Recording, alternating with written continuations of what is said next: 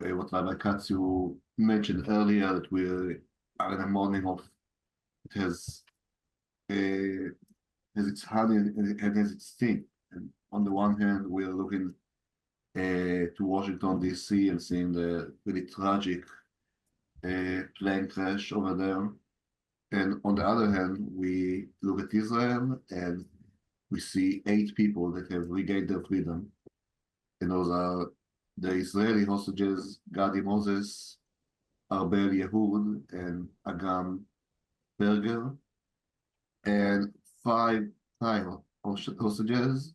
And I'm hoping I'm pronouncing those names right, but their names are Tina Pongsak, Setyan Suwanakan, Sriyaron Wachara, Sitar Banawat, and Ranmeo Soasak. So they're all returning to freedom after 482 days in captivity today. So we're gonna, in their honor and in the name of the 82 hostages that are still there, we're going to start, as always, with Achenu. Our brothers and our sisters.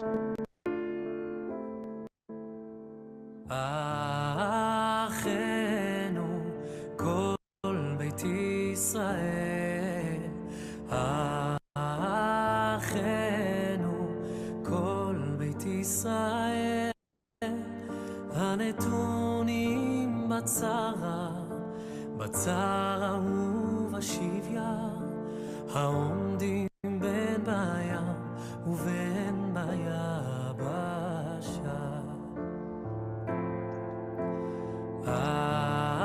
אחינו כל בית ישראל, אחינו כל בית ישראל, הנתונים בצרה ובשביה, העומדים בין בים ובין ביבשה. המקום ירחם עליהם ויוציאם מצרה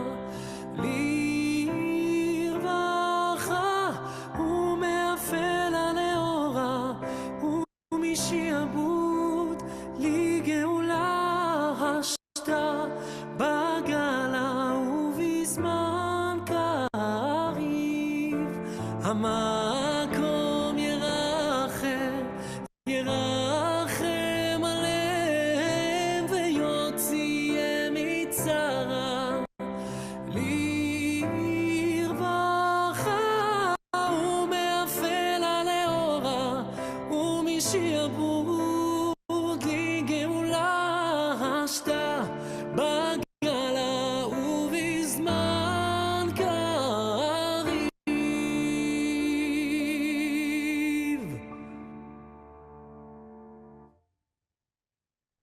Thank you. So today,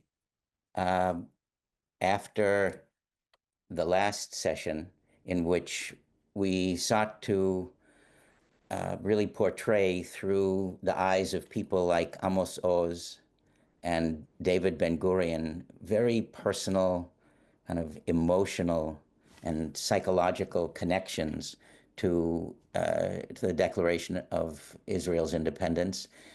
Today, our intention is to look at our relationship, the relationship of the diaspora to Israel, and even more personally that of the Reform movement and of us today through the lens of aspects of the Declaration of Independence, which I think and hope, and I know that Noam agrees, relates to each of us. And how is it that perhaps our study of this document can influence our own relationship to Israel, the people, and the state? Noam. So I'm going to put up our source sheet, but actually let me first share it with you.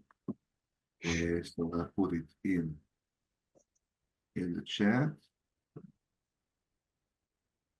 And let me share the screen. And this is the second, the final paragraph of the Declaration of Independence. It says, we appeal to the Jewish people throughout the diaspora to rally around the Jews of Eretz Israel in the task of immigration and upbuilding, and to stand by them in the great struggle for the realization of the age-old dream, the redemption of Israel. So they're calling on the Jews, their final statement, really, after talking to the nations of the world, talking to the Arab population of Israel, and the final appeal is to the Jewish people outside of Israel to say, help us with the test of immigration and upbuilding, help us build this country. And especially the word immigration there, or the Hebrew word is aliyah, of course, meaning immigration to the land of Israel, is something that might be seen as inviting, but might also, to some in the diaspora, can also seem condescending. And to really get to what's behind that, we're going to talk about one aspect of Zionism, which is what's called the negation of the exile. The negation of the exile, trying to move away from the exile and trying to also, first of all, calling it an exile and not diaspora, and trying to downplay the value of Jewish existence as of Israel in Jewish history, Jewish culture, even in the Jewish religion. And one extreme example of that is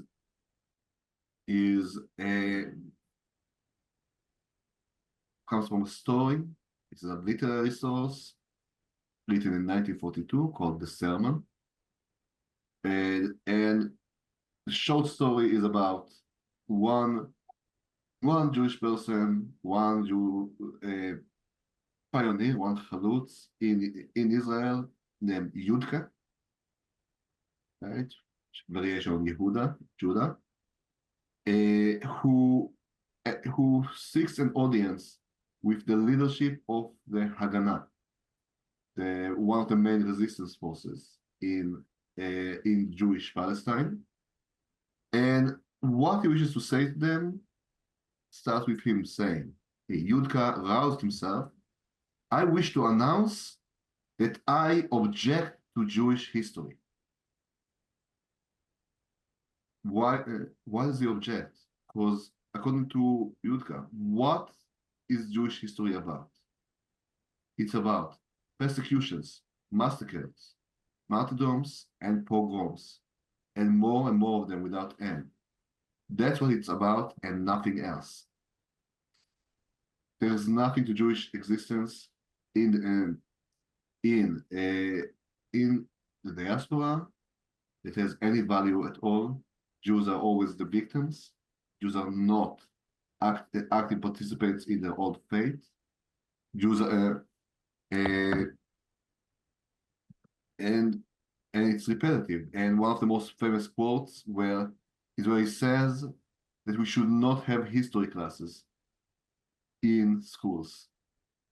He should say, instead for history class, we should tell the students, look, boys and girls, we don't have any history. We haven't had one since the day you were driven into exile. Class dismissed, you go outside and play. And one more quote, and this is a quote that Rabbi Katzew and I discussed earlier, in a way echoes some of the voices we hear on some of the Jewish far left today. And that is the quote. Do you know what? Let me tell you. If I'm right, and Zionism and Judaism are not the same thing at all, but two entirely different things, perhaps even two contradictory things. Zionism is not a continuation or a cure for a disease. That's nonsense. It's an act of destruction, a negation of what comes before, an end. And again, this is an extreme example of the negation of the exile, saying that Zionism seeks to start anew. We're not continuing Jewish existence in a different place. It's something completely new. And it should be noted that one huge fan of the short story, the sermon, was David Ben-Gurion, who advocated for it to be taught in schools, who very much empathize with its message. And so when he decides or leads the leadership of the Jews in Israel to help this, some of these feelings are behind it. And Rabbi Katzew, do you want to take over? Well, but yes, thank you. I'm curious, is this new to anyone? Or is this something with which you were previously acquainted or had been exposed to? An absolute negation of Jewish history and of exile, and that we're now making a total break. We are the new Jew. Is that something that you had heard before or not? Anybody? It's shocking. Well, yeah. Well, I'm I've glad never- actually to hear that. You go ahead. I've never heard it. In fact, whatever I've studied, and I'm not a major student of our history of the Jewish people.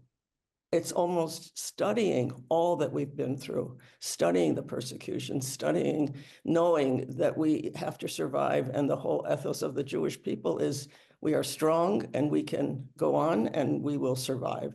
So to me, survival is a theme for the Jewish people, I think. Yes. Rather than don't listen. And anyway, there's so many aspects of this that one can go through. It's like Holocaust deniers, forget it, don't think about it. It never happened. It's absurd. Thank you. Anyone else? Your reaction to Chaim Chazaz and this theory of Judaism having, to an extent, come to an end, and now what follows is Zionism. We purposely brought an extreme example in order to indicate one of the influences on the state of Israel, one of the influences on David Ben-Gurion, and quite frankly, if you take a look at today, one of the influences on people like Ben Gvir and Smotrich and Rotman, etc. These are extremism is not new to 2025. Yeah. It has been part of our people, part of every people. And one of the ways this is manifest, you may have heard of from Rabbi Blake or from someone else, what's called the lachrymose theory of Jewish history, that we are perpetually victims and that we need continuously to survive, to live through the victimization by others of the dehumanization, really, of the Jewish people, and that Zionism came and said, okay, we're done with that. We no longer are willing to be victims. We're not going to compete to be more of a victim than anyone else. And this, for some people, meant that Jews were going to forget the beard and forget the kippah and forget the talit and have nothing to do with the image of the Jew. And there are, as a consequence, even to this day, people who feel that Zionism was a radical break from all of the Jewish past. And I think it's important, as unsettling, as difficult, as even to Jews, Judith's words, as absurd as that may seem, we need to know, I think we need to know, this is obviously my subjective opinion, that there are people who hold these values and these positions to this day. And when we read in the newspapers of of people who seemingly are, extremists to us, they have roots that are deep in some respects in Zionism. And if I use the word Satmar, does that mean anything to you? Satmar Hasidim? These are people who in many ways, from a different perspective, would have agreed with Chaim Chazaz and said, yeah, we're Jewish. We are not Zionists. We don't care about the land of Israel. We don't, in the sense of the state, of taking over the state, etc. We reject that. There are people today, not a few of them, who take that position. This isn't to depress anybody. It is, on the contrary, part of, I think, being a serious adult Jewish learner is to know and to recognize that there are people who disagree with us profoundly, who nonetheless call themselves Jewish, and it's pretty much always been that way. This is not new to our moment. We are going to go back. Sorry, no, go ahead. Yeah, I will say that we actually, if you remember, when we started in the first session, we talked about the very start of the Declaration of Independence, and it starts with the land of Israel has been the homeland of the Jewish people. It's where they arose, where they wrote the Holy Book of Books, etc. And then the people were exiled from their land and never stopped praying to return to it. In the last few generations, they returned to it and started renewing Yes. their culture. That is actually a more subtle way, a more subtle, more moderate example of the negation of the exile, because what they're presenting is the Jewish people were very active at the beginning of their history in Israel. They are very active today, returning to Israel. In between, what they did was pray to return to Israel. So erasing all of the Jewish culture and history that happened in between those two to just the idea of wanting to return to Israel. I will also say, just in defense of Chaim Hazaz, that he himself later said that he doesn't believe this as well. And he said, I'm an author. He wrote a I book. wrote a short story with a person saying something, some things. He said about this story, it's not a manifesto, it's a short story. Yes. So, yeah. Okay, so I'll go back to the source sheet. Barbara has a comment. Yes, it's with the pioneers, the Chalutzim. We're no longer victims. We are taking charge of our own history. We wanted to bring from, in this case, 1950, a conversation and a correspondence between a leader of the American Jewish Committee, Jacob Blaustein from Baltimore, and David Ben-Gurion. This is really kind of a negotiated settlement. Blaustein, by the way, was a powerful leader, not only of the American Jewish Committee, but a business person. And just in doing research, a little research about him, I learned that one of the very first employees that he hired for his company, which became Amoco, the oil company, was the grandfather of Joseph Biden, the now former president of the United States, whose name was also Joseph Biden. And interesting that one of the leading Jewish entrepreneurs in the middle of the 20th century in the United States ended up engaging as one of his very first partners and employees, a grandfather of someone who had become president of the United States.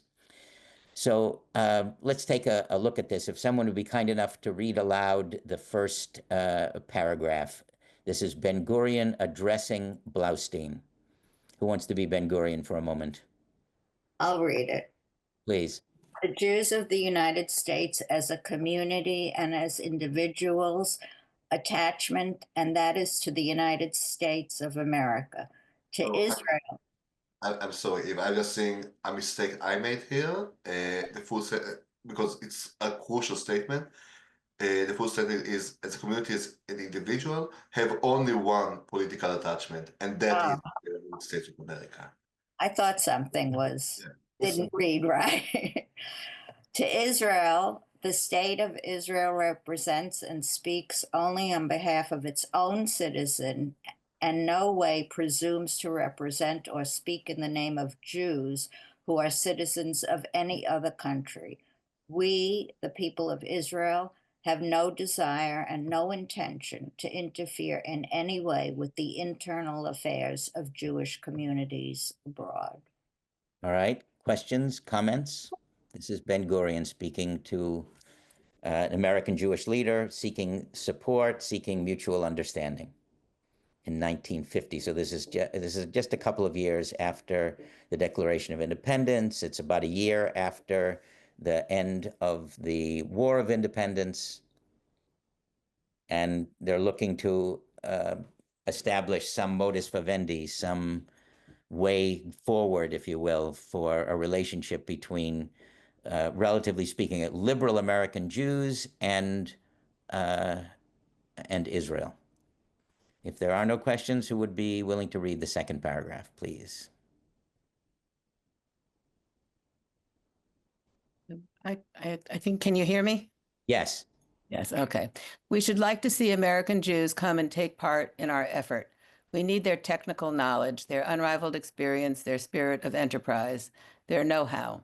The tasks that face us in this country are eminently such as would appeal to the American genius for technical development and social progress, but the decision as to whether they wish to come permanently or temporarily rests with the free discretion of each American Jew himself. Great, thank you.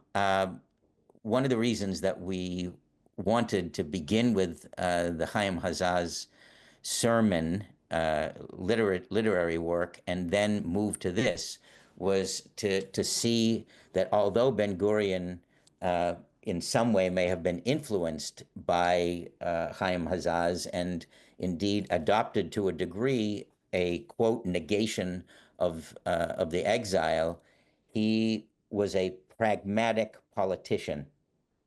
And in order to engage in some kind of entente, in some kind of covenantal relationship with American Jews, he made it clear, or in this context at least, he made it clear, we need you. We need your expertise. We certainly need your funding. We certainly need your political support. And we recognize that each person, each American Jew is going to decide whether he, she, they are going to live in the United States, are going to live in Israel, or anywhere else.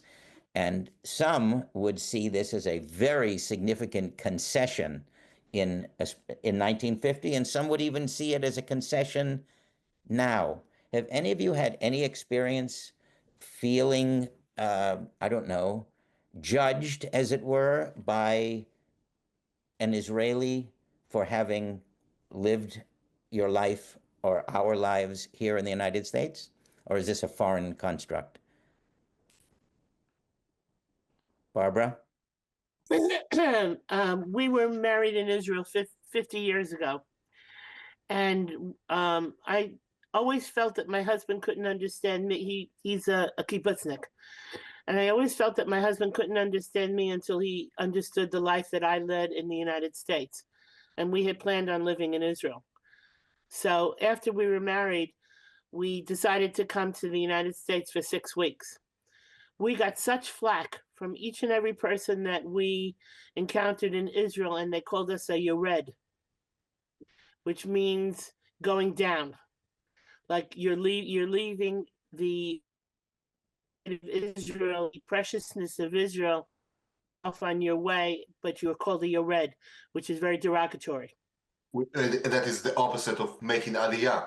That's right. That's right. You know, not that we had decided to stay in the United States. We didn't, but we were leaving the land of Israel, and I imagine people thought that we would leave also, but they called us a Yored, and it was real at the time for us. But decided that they were going to disavow our credit in the to buy clothes. They wouldn't allow us to buy clothes because we were leaving. We were Yored.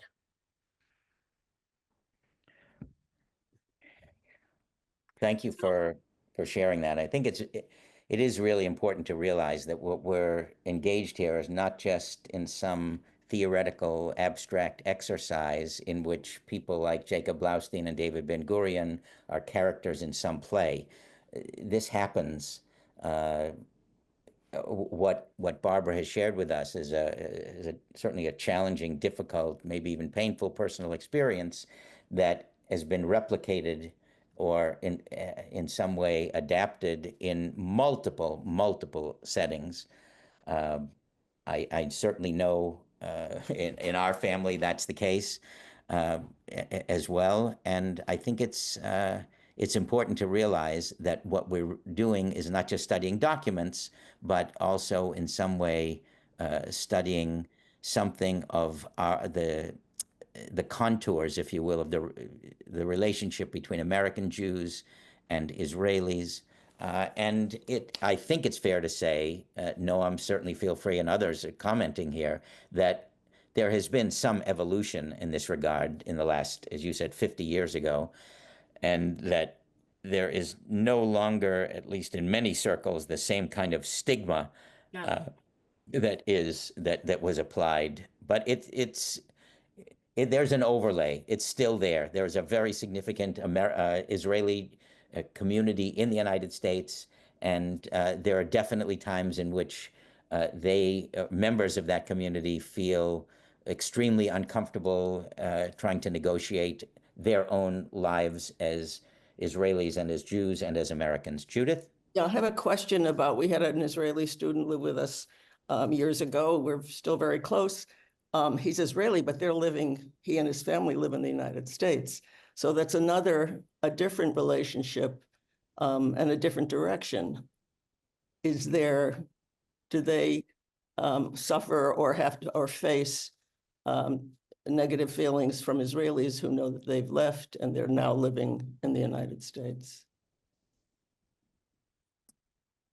Noam, do you want to respond? Sometimes, not as much in the last few years, the last few decades, really, it's become more accepted. A lot of people point out that Benjamin Netanyahu was at one point a Yoed, or at least his family was. Right? They lived in the United States in the early years of Israel. And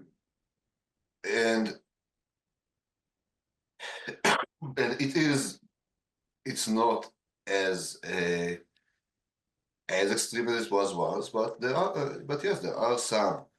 Well, I can tell before I moved to America, my grandmother at some point said to my mother, how she is so proud of all of her grandchildren and how there's not one of them who has ever been in prison, and there's not one of them who lives outside of Israel. That was the sentiment. She was okay when I did at least started living, but yeah, that sentiment can sometimes still be there. I will say another meaning of this idea that the discretion of each American Jew himself is, Ben-Gurion is saying that Israel is not going to encourage Aliyah of American Jews as a policy, which means that, for example, our Shinchinit, right? Anita, the young girl who was spending a year with us in between her high school and the army.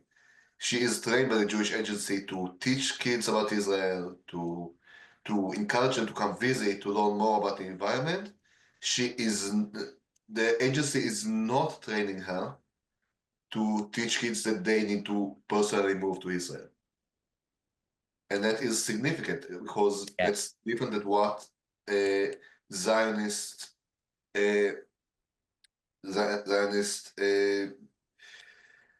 people or Zionist representatives have been doing in America and elsewhere before this exchange. Yes, thank you. That's very important to realize that the notion of success has been redefined over the course of the last couple of generations. If success in 1950 meant going on Aliyah, and that was the way your Zionism was expressed, Now, in many ways, success can be measured by being, to an extent, bicultural. To have, for example, to be fluent in Hebrew, to spend time in Israel, to follow the press in Israel, to know whether it's Israeli television or Israeli news, or to feel as though you have two homes in some way.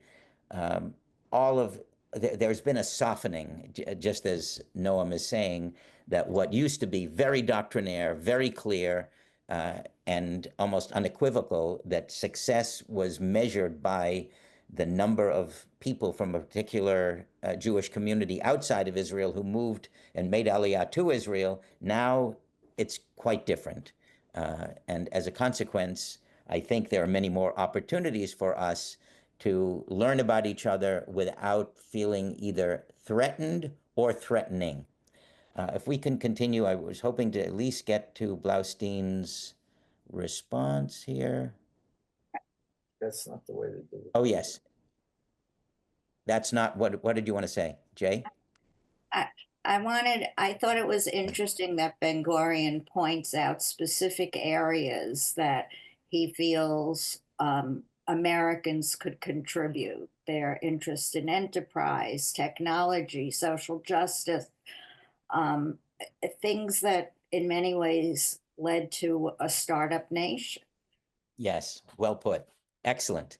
The virtues that he's mentioning and the assets that he's citing with respect to the United States, I mean, you can witness over the last 75 years that they have been manifest. There are even, by the way, those, since you have a shlicha, since you have someone who is an emissary from Israel, I guess associated with WRT, there are those who for now at least a decade or more have advocated for reverse shlichut, that there need to be people from the United States who go to Israel and focus on things like, well, what is democracy? And how is it that citizens can take greater responsibility for the life in Israel? So, I mean, there are lots of different ways in which Ben Gurion was, if not prophetic, somewhat prescient in his statements here, and ways in which, quite frankly, we have yet to fulfill in terms of our opportunities as Americans to be not just recipients of Israeli emissaries, but also, as it were, emissaries to Israel on our own. While Israel has naturally placed some burdens on Jews elsewhere, particularly in America, it has in turn meant much to Jews throughout the world. For hundreds of thousands in Europe, Africa, and the Middle East, it has provided a home in which they can attain their full stature of human dignity for the first time. In all Jews, it has inspired pride and admiration, even though in some instances it has created pressing headaches. How do you feel about that? Does this reflect either an opinion that you hold, an opinion with which you disagree? What do you understand from this perspective?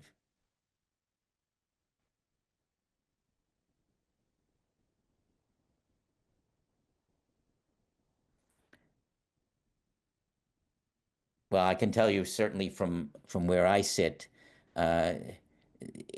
right now, it seems to me this could have been written in a newspaper yesterday.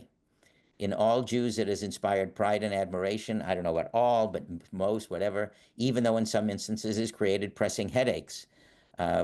There's an acknowledgement here that we're not always going to agree, that like any members of any kind of dysfunctional family, there are going to be times in which we will feel a sense of joy and pride and celebrate, and there will be other times in which we will bemoan our association or feel it as though it is somehow severely lacking.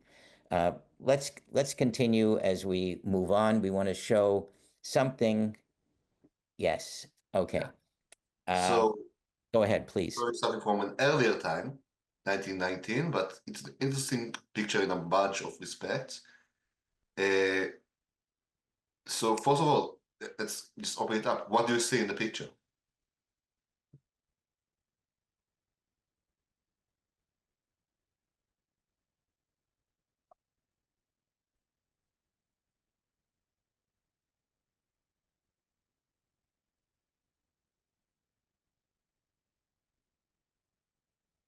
Well, it took me a while to see it, but I see the black hat in the back. That's not a high hat.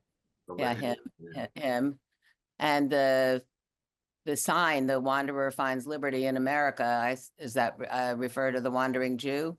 I don't know, and I don't know, I don't know what those soldier-like looking people are. And you see the little boy with the payasses in the front that I just noticed. That are standing in well, you can't see what I'm pointing at anyway, but who are standing in the front. And Abe Lincoln and the Liberty, and the Statue of Liberty. Does that anybody know someone? This is a hint here. Anybody know of someone famous, a Zionist who spent a significant amount of time in Milwaukee? Golda? Yeah. So the Statue of Liberty here is played by 22-year-old Golda Meir, which is not an image you expect to see, but there she is. I will say absolutely we see the Wandering Jew and Abe Lincoln, and the American flag is obvious here. It's harder to see, but we also have the Israeli flag here. Or at the time it would have been called the Zionist flag. Okay, it's over here just because of the black and white picture, it's harder to see, but it is here. And so and this is a group called Po'alei Zion, Workers of Zion. And it is a Zionist party that existed in many places in the diaspora and later in Israel. It is a socialist Zionist party. And so it's especially interesting that this socialist Zionist party is portraying America as the place where the wanderer, the walker, but of course the Jew is able to find its place. And of course, it's interesting that the future prime minister and future signatory to the Declaration of Independence of Israel is depicted here. But we've included again the population numbers, and I don't think we have time to go over them.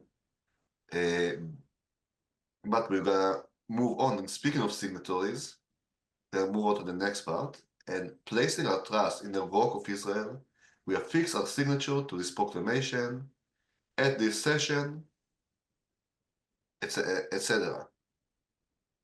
So I'm gonna ask first the word rock of Israel, and in Hebrew it's Tzur Yisrael. What does that mean, rock of Israel?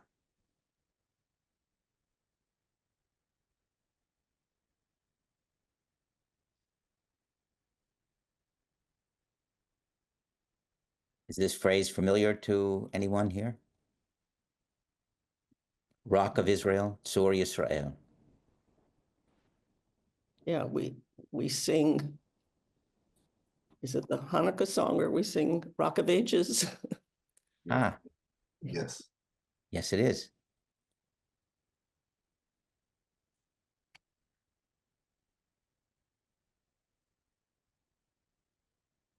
And who is the rock of ages in the Hanukkah song?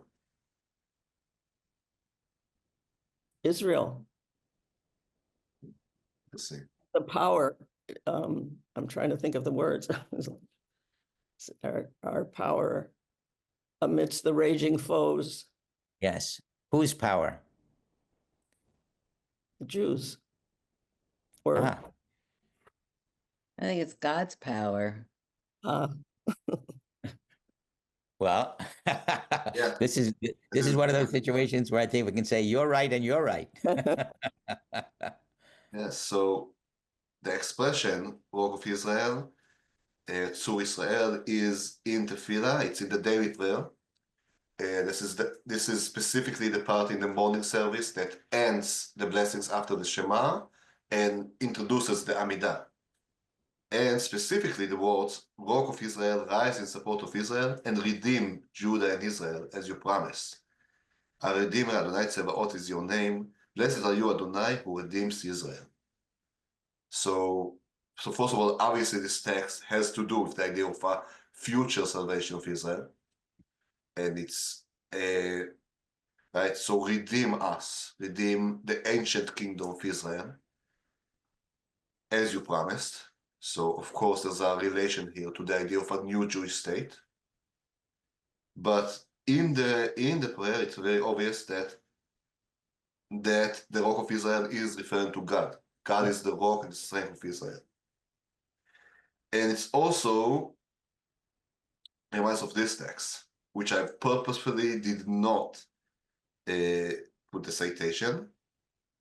And for the support of this declaration, with a firm reliance on the proclamation or the protection of divine providence, we mutually pledge to each other our lives, our fortunes, and our sacred honor. Where is that from? Declaration, that's the American Declaration of Independence. Yes, the American Declaration of Independence, the same part. It's a parallel part. This is the paragraph right before the signatures. So when we compare it, it seems clear that firm reliance on the protection of divine providence is the inspiration for trust in the rock of Israel. But, as also we've mentioned, it does not say, it's not as explicit as divine providence or saying the word God. And we're going to see an argument here between two of the signers. And this is from the protocol, this is from the meeting that the Temporary States Council, the Temporary People's Council had the day before signing the declaration, and part of the final discussion as to how, as to what would be the declaration. And we start with Aaron Sisling, who's from the United Workers' Party. So just as a guess, what sort of party do you think the United Workers' Party is?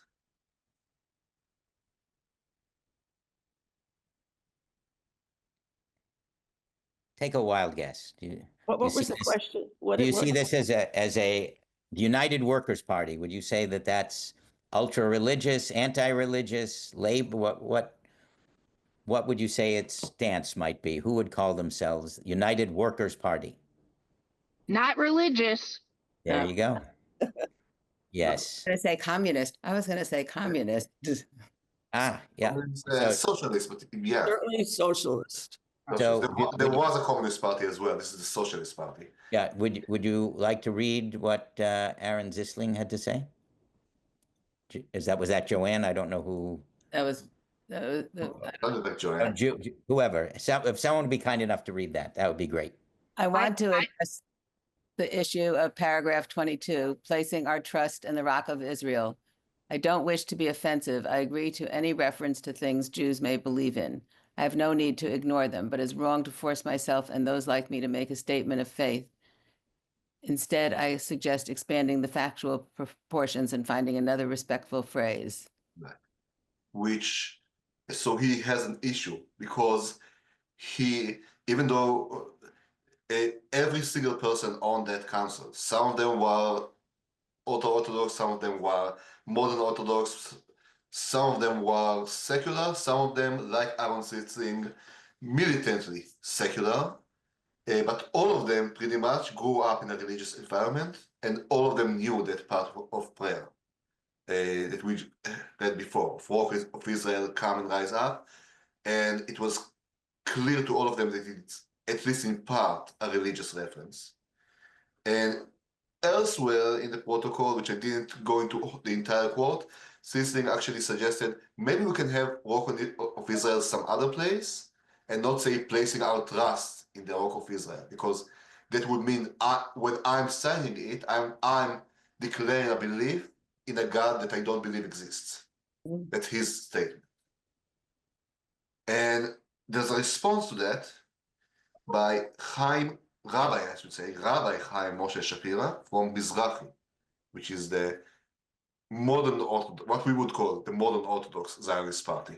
So who would like to read Rabbi Shapira's response? I'll read it. Please. We are signing this document not only in the name of the Jewish population of the land of Israel, but in the name of 12 million Jews worldwide. And I cannot imagine that in such a historic document we'll leave out the name of God. You may not be religious, but it is not possible to leave out the name of God when we are establishing the Hebrew state. I am willing to perform a survey among all apostates. May they say if this is a sin. If someone finds it hard to sign this document, for us it is impossible to sign it in the form proposed by Zisling. Leaving out the name of God of Israel is very hard for us to accept. Jews are killed every day saying the Shema. I would like it to say God of Israel and not just Rock and Redeemer of Israel, but a compromise has been reached. So, okay, that is the day before. And we have really people on both sides of this saying, I will not sign this document if it has / does not have this statement. So it's a very fraught time. Again, look at the date, 5/13/1948, the day before. And so we So have from we have Ben-Gurion. Ben-Gurion that night summoned our meeting between Aaron Sitzling, called him to his house, along with not this person, not Moshe Shapira, but another member of the council, Rabbi Maimon Fishman. Yes, Maimon. And had them, and the three of them worked it out. And in the letter, years later, 1972, this is the end of his life, really. David Ben-Gurion died in 1973, so this is towards the end of his life. Wrote a letter to a British historian named Alex Bain, and he said, I explained that Rabbi Maimon and his comrades can interpret trust in the Rock of Israel as trust in God, while Zisling's comrades could interpret trust in the Rock of Israel as the strength of the Jewish people, which is the exact same two interpretations we've heard here today. This led to an argument of about 2 hours, and by the end, they both agreed with my interpretation. And this is, first of all, it's remarkable. Remember, they're in a time of war. They all know they need to sign that declaration tomorrow. They all know that whether they sign it or not, the armies of the 4 Arab states that surround them are going to invade. And they know there are a lot of urgent business to do, but at least for these 3 people, these 2 words, to Israel, are urgent enough to spend 2 hours arguing about. Well, I think one of the things that, from my perspective, is just extremely important to remember is some of us may recall, reading about, oh, well, Hillel decides that we should have the Chanukiah with 1 candle the first night and 8 candles the last night, and Shammai says that it should be 8 the first night and down to 1, or the argument about the mezuzah. Some argue that it should be pointed to the earth. It should be straight up and down, pointed to the earth on one hand and God on the other. And someone said, no, it's supposed to be pointed into the house and out to the house, and we end up with a compromise in the middle. I think it's important to note that the tradition, if you will, of seeking to find compromise that will not fully satisfy any single party, but will somehow enable movement forward, is one of the principles that went into the Declaration of Independence. And that as much as it is a political document, it is profoundly informed by Jewish thought and even Jewish practice.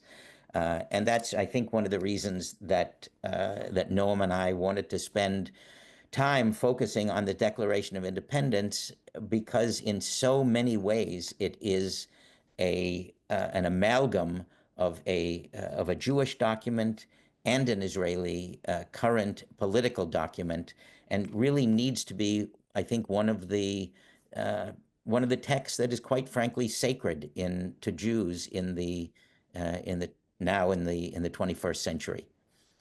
I know that last time I believe we met, we wanted to make some notice of the fact that in 2025 we are now about to be in the process of the World Zionist Organization elections.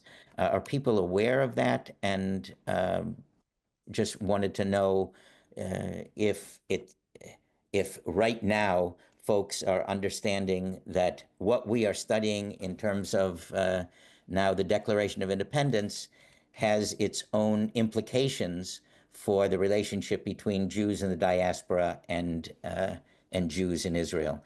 Are people aware of the elections and what our role in it can be?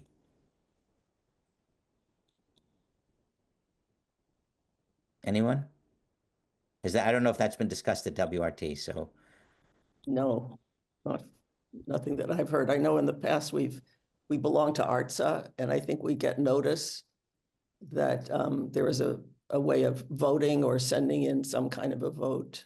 Yes, yes, every 5 years, I believe, it's the case that the World Zionist Organization meets in order to allocate both seats of power and funding for different perspectives in the spectrum or in the continuum of the Jewish people.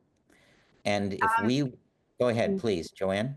Sorry, I had asked Noam if I could speak to this at this on this program, because Barry and I are leading the WRT charge to get votes for the World Zionist Congress, and I have lots of information about how to do it. The voting starts in March, goes through May. Our votes, there are about 20 different slates. I don't know if there are more or less now. I'm going to be on a Zoom this afternoon.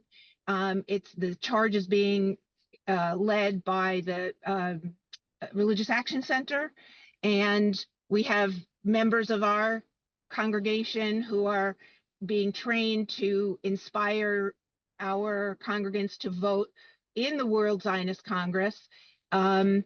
There are, if you want more information, I can send you links to websites, but the idea behind the World Zionist Congress is that every 5 years, the Congress, the WZC convenes to allocate billions of dollars to NGOs in Israel.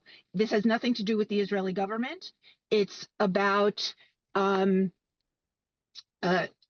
dollars, representation of diaspora Jews, and for how diaspora Jews want to be represented in Israel. The charge is to, at least for WRT, to amass at least 525 votes for the ARTSA slate, and whatever, not unlike Israeli elections, you vote for a slate, and the slate, whatever percentage of the vote the slate gets, that's the percentage of the allocated dollars that goes to the organizations that support Reform Jewish ideals and identities in Israel. Does that, anybody have any questions about that? I hope that was representative of, or answered any questions, or at least got you inspired to vote. It's all done online. Although if you are uncomfortable voting online, there is the ability to send a paper ballot. There is a charge of $5 for every vote. WRT cannot buy a block of votes. Each individual person has to pay the $5 fee. It's not it's a processing fee for the vote to happen. It's not anything anybody can avoid or it's not refundable, or optional. It's a fee that is paid for the vote processors to do their job, I guess. Yes, and it's as you were saying, Joanne, this is a tangible expression of exactly what we are engaged in conversation about. What is the relationship between Judaism and Zionism? To what extent does someone who identifies as a Jew have a relationship and a responsibility to relate to Israel as a state, as a land, and as a people? And every 5 years, we have the opportunity to engage in some tangible action that will say, yes, Reform Jews care about Israel because we feel both a connection with its history and its destiny. And this, as Joanna said, is an individual decision.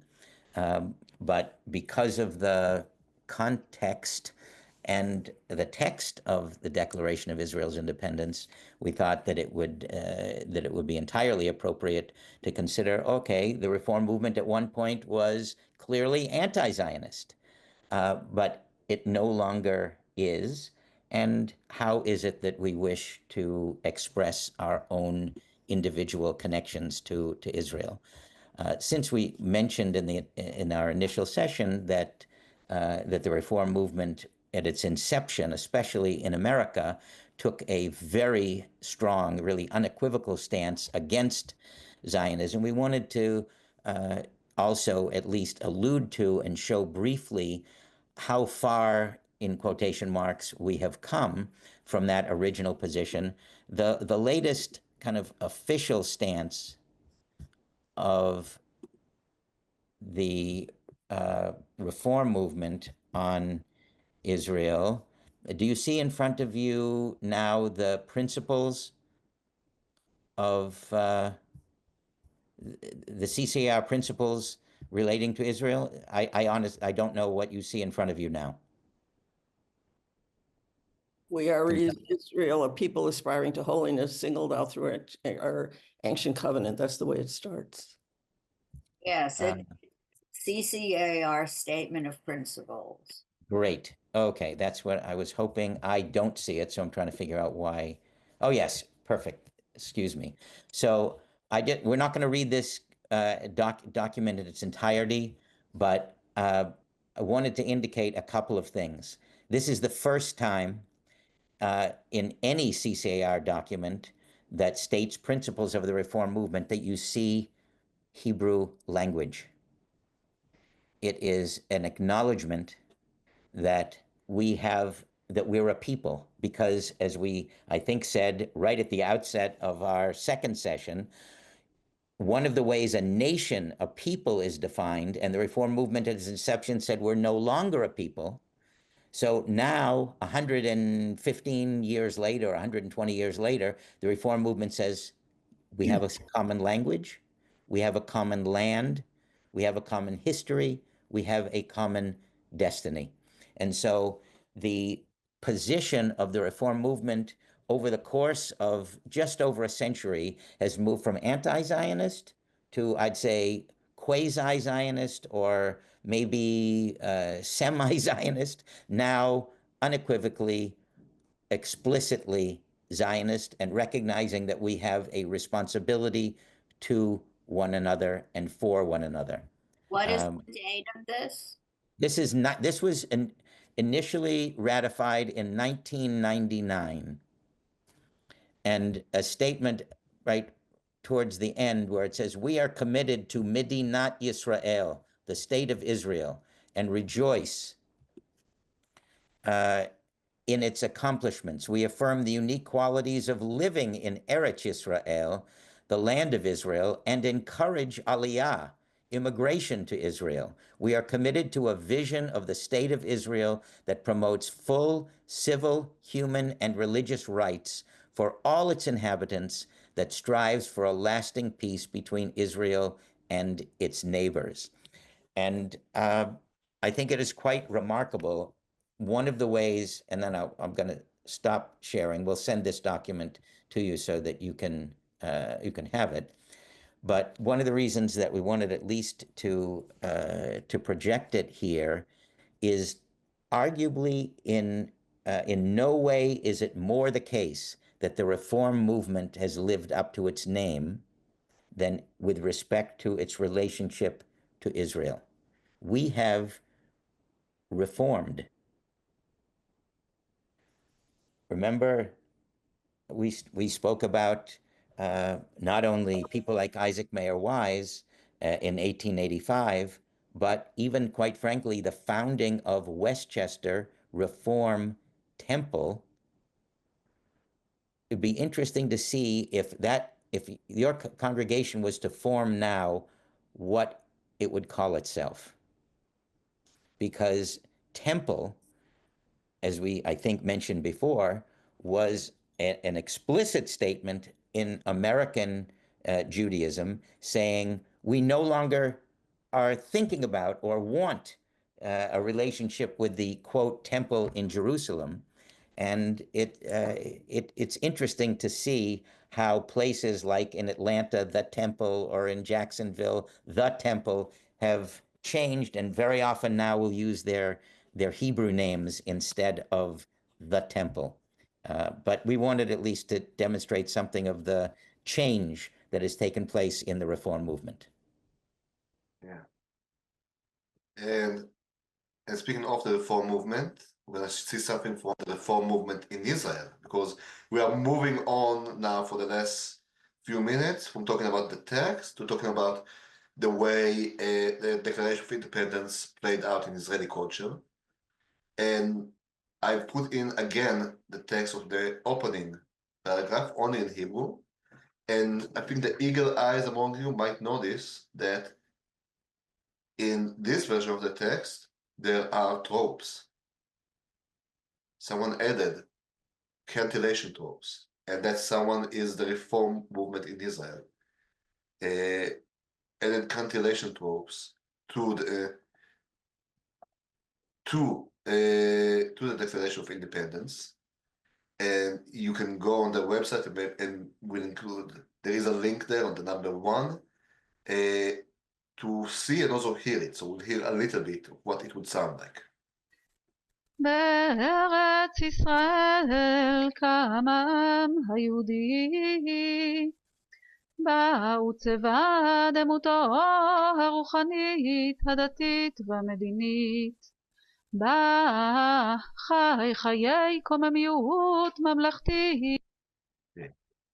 And that is one of the cultural aspects. One important legal aspect is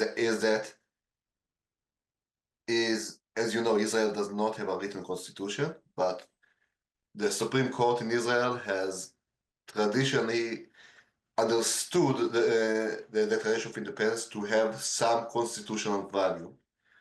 And that has been codified in the Basic Law of Human Rights and Dignity, Human Dignity and Liberty, 1992, which states that in its first article, the basic human rights in Israel are based on the recognition of value of the human being, the sanctity of his life, and his being in free person, and they shall be upheld in the spirit of the principles, including in the Declaration of Establishment of the State of Israel. And this sort of legal recognition is part of what led during the judicial reform, which is what we've been arguing about before the war. And I'm not going to go into the entire intricacies of what exactly the judicial reform is all about, except to say that the protesters against the reform took the Declaration of Independence as a symbol, as one of its establishing document of the protest. And you can see, for example, as part of one of the demonstration, people signing and adding their names, signatures, as well as, for example, the Tel Aviv municipality added a version to each city hall, also as a response, as a declaration of themselves about what the city of Tel Aviv thinks about the judicial reform. But on the other hand, in one argument in the Supreme Court around the judicial reform, the lawyer for the government, Ilan Bomba, was representing the government in discussing a specific basic law that was up for debate in the Supreme Court. And someone brought up the idea that the Declaration of Independence has that the authority of the Knesset, of the legislative body, comes partly from the Declaration of Independence. And he very much took that head on, saying, just because 37 people, those are the signatories of the declaration, just because 37 people were authorized to sign the hasty document of independence, which was still being drafted until the last moment, this should obligate people who came later. And he later clarified that, of course, it's an important document, but it's not a legal document. And he claimed that the people signing it were not elected. That's not entirely accurate, but he does point out that some things that are accurate, that there were no Arabs amongst the people framing it. There were only 2 women. There were only 2 Sephardic people. And that is, I think, some of the tension we're going to see moving forward in Israel. But how much do those original principles bound us today? And we're going to end with 2 images. And one of them is what we started with, the day of the Declaration of Independence. As we said, it was supposed to be a secret meeting. The location was supposed to be kept secret. But during the time of the declaration, you can see how many people knew exactly what was going on and were gathering around the building to just be close where it was happening. Excuse me for interrupting. Eve and Jay, did you have a comment or a question? I was just going to say that it's a real tragedy that over 75 years, when the Declaration of Independence directed the government to create a constitution, that they have failed in to do so. And it's a question whether or not the Knesset is really a legal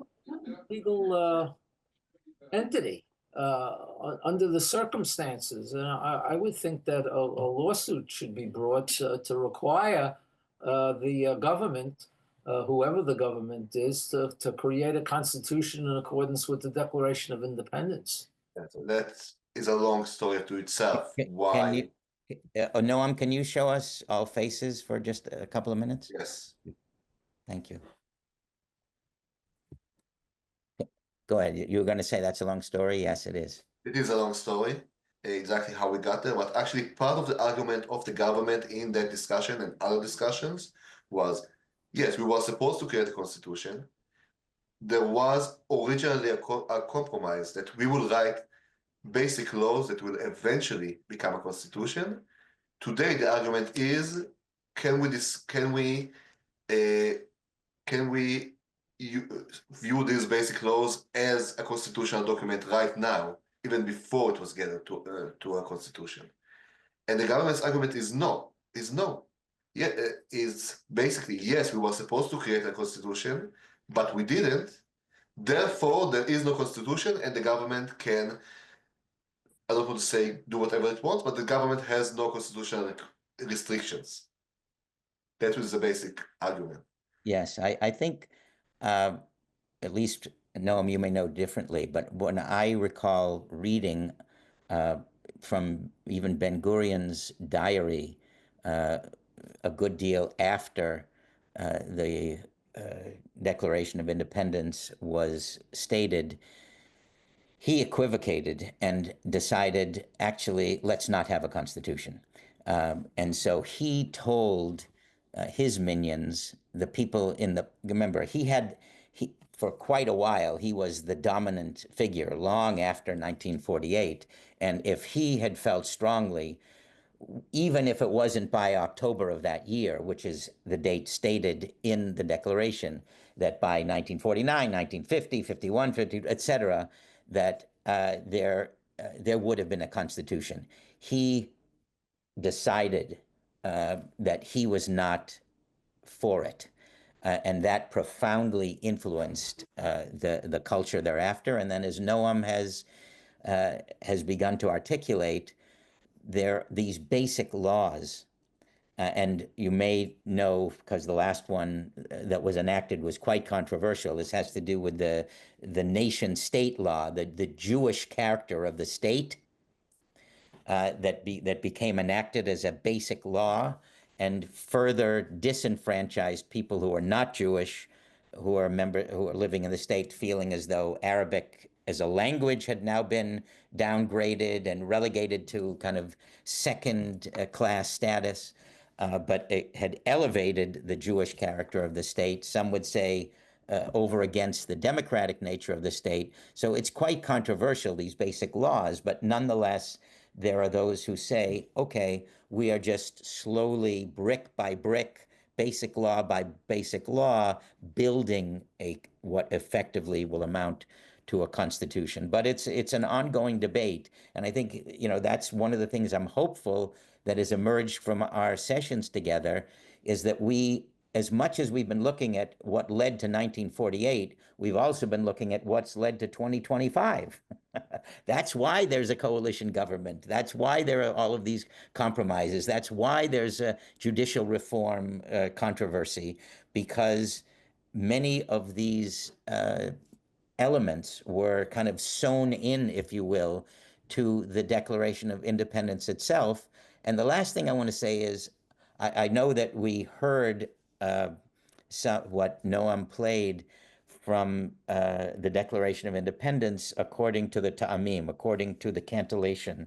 And I think that, to me, at least, that is symbolic and emblematic of the perspective that there are those who really regard this as a sacred document, as Torah, as Haftarah, as a prophetic document that is, as it were, continuous with the documents that we regard as sacred, like Torah and Talmud, and famous statements by Maimonides and Yudah Halevi, and they say that this is a continuation of exactly that kind of history. Sorry, I know that you had a question. I guess it was Jay or Eve. I was just going to say, I guess Ben Gurion made a tragic mistake.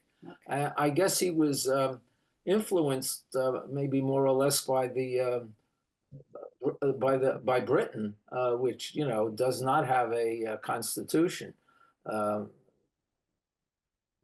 also are not the Jews, where you have different religious factions, would have different ideas, and depending on who is in power, they want to get their way.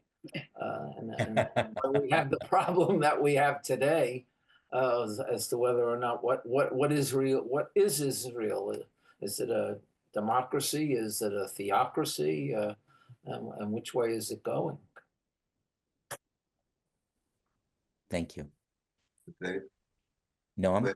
And we're gonna finish with one final image before. So again, we have the image of the people gathering around the Hall of Independence, but the very last image was taken by Rabbi Blake when he visited Israel in November, and he took this picture of the same place of Independence Hall under reconstruction at the moment. And I think we want to finish with this image, just to say that just as the house has been reconstructed, we are also continually reconstructing our understanding of what happened, what was said inside the building. And we will leave it there. And thank you. Okay, so thank you. If we can again have everybody's faces for a couple of minutes as we begin to conclude.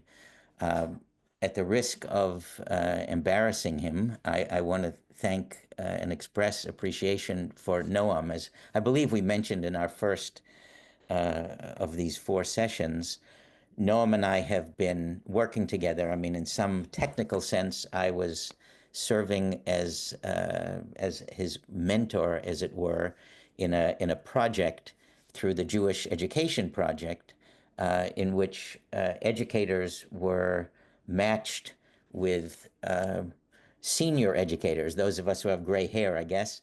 And I had the good fortune of being matched. Thank you. Take care, Linda. Matched with Noam.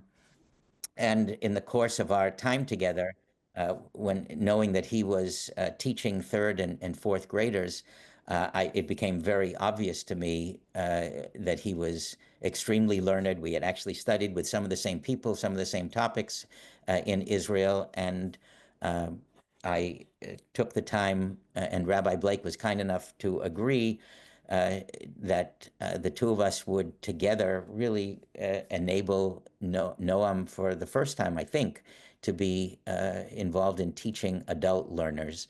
And you've been extremely gracious, all of you, in facilitating what, at least for me, has been a very enjoyable and very worthwhile series of sessions on a document that, quite frankly, a whole lot of American Jews do not know at all, and provided significant interpretation and commentary on it. So I want to say Yishar Koach to Noam and express appreciation for his intellectual gifts, his warmth, and the depth of his knowledge of something that is clearly very near and dear to him, not only his mind, quite frankly, but also his heart and his soul.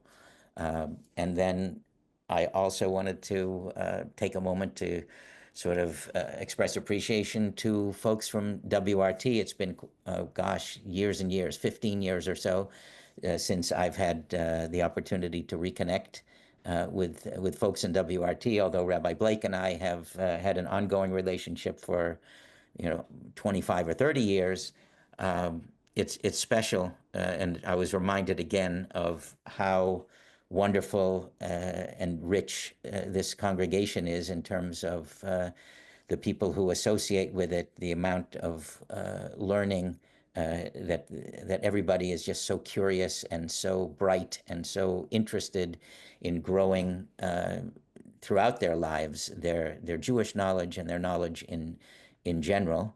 And I think that the last thing I wanted to say is, with respect to that last image of the building at which the Declaration of Independence was signed in Israel, and that being under construction is quite a metaphor for not just, quite frankly, that building, and not just, quite frankly, Israel, but our relationship as liberal Jews is continuously under reconstruction. And I hope it's the case that we've added some scaffolding, that we've added something that gives each of us a deeper appreciation for how nuanced and complex it is to be a Jew, and it is to be a Jew at a time in which there is a state of Israel.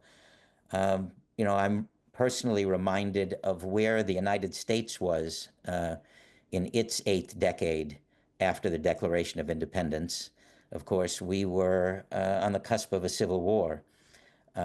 Democracy is messy, and it clearly requires a continual reconstruction, continual work, continual dedication, and hopefully we're up for it, both as Americans and as Jews. And I'll leave the last word or words to Noam. But thank you all. Thank you. And I want to thank Rabbi Katzew for helping me and for the work we both did designing this course and re-evaluating and working it as we went on, and for the work we've been doing together for a year or more than a year now, I think. And I want to thank all of you for joining and for giving us the opportunity to discuss some of these very important issues. So thank you. All right. Thank you all. We wish everybody a Shabbat Shalom and Todah.